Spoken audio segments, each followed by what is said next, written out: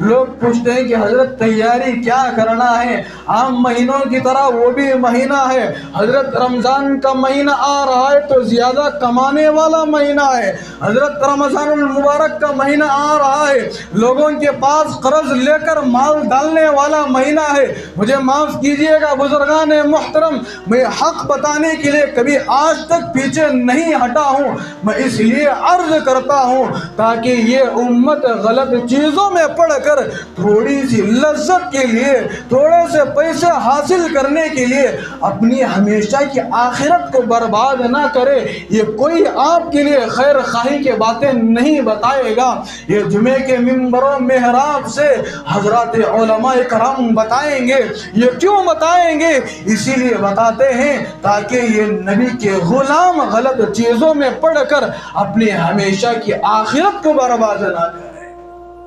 آج کے بعض لوگ کہتے ہیں حضرت رمضان المبارک کا مہینہ یہ کمانے والا مہینہ ہے۔ کتنے لوگ ہیں بزرگان محترم، مجھے تو بڑا دکھ اور افسوس ہوتا ہے بعض لوگوں کے بارے میں یہاں تک رپورٹس آتی ہے کہ میں مسلمانوں کی بات کہہ رہا ہوں، بعض مسلمان ہیں جن کے سروں پر ٹوپیاں ہیں،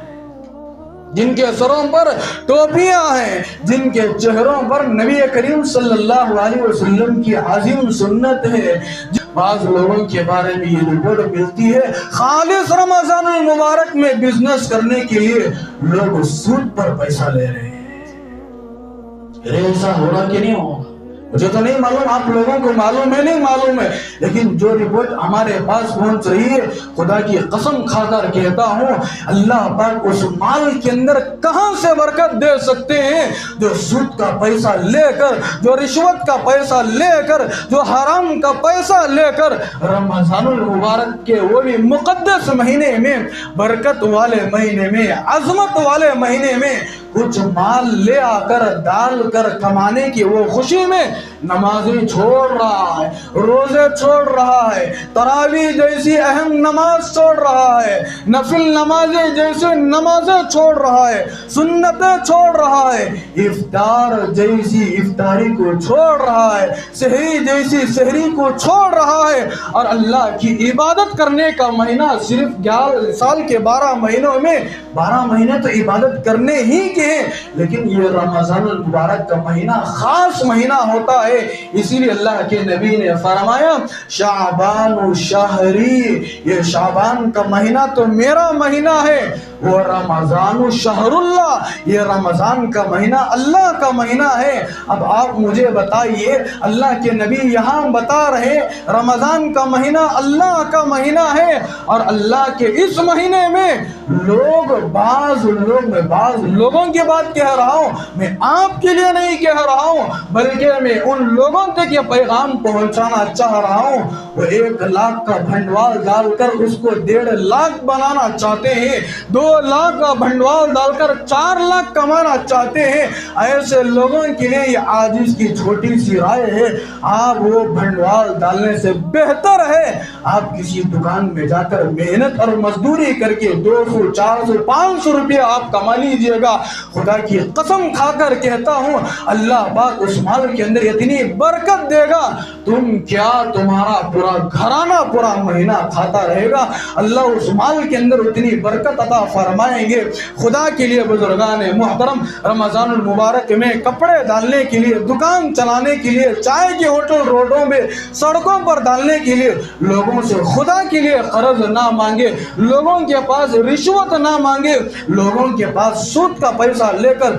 خود بھی نہ جائے اور اپنے بچوں کو بھی وہاں تک نہ پہنچائے، اور ایسا بھنڈوال ڈال کر اس سے مال کما کر خدا را اپنی بیویوں کو، اپنے بچوں کو، اپنے ماں باپ کو اللہ کے لیے رمضان المبارک میں اس حرام کی دولت سے کمایا ہوا مال کما کر لے آ کر اس پیسوں سے خدا را روزے میں روزہ رہ کر افطار نہ کرو۔ دن بھر آدمی روزہ رکھتا ہے، گھر والے سب روزے کی حالت میں صبح میں سحری کرتے ہیں، شام تک مسلسل اللہ کے لیے روزہ رکھا اور سود کے پیسے لے آ کر بزنس کر کے ان پیسوں سے، اس بھنڈوال سے جو نفع آ رہا ہے उन पैसों से ले आकर कोई तरबूज लेकर के जा रहा है, कोई पपई लेकर के जा रहा है, कोई खजूर लेकर के जा रहा है, रोजा अल्लाह के लिए रखा और रोजा खोल रहा है हराम के पैसों से, वो रोजे का सवाब उस बंदे को कहां से मिल सकता है। इसीलिए बुजुर्गान मोहतरम, ये रमजान मुबारक का महीना आने से पहले ये सब चीज़ों से तौबा करना है, हराम से दूर रहना है, झूठ से दूर रहना है, गीबत से दूर रहना है। रमजान मुबारक का महीना अल्लाह इसलिए नहीं दे रहा है कि तुम माल कमाओ, बिजनेस करो, अपनी दुकानों को सजाओ, इसलिए नहीं बुजुर्गान मोहतरम। जो खरीदना है या सोहबत अल्लाह वालों की, सोहबत अल्लाह वालों की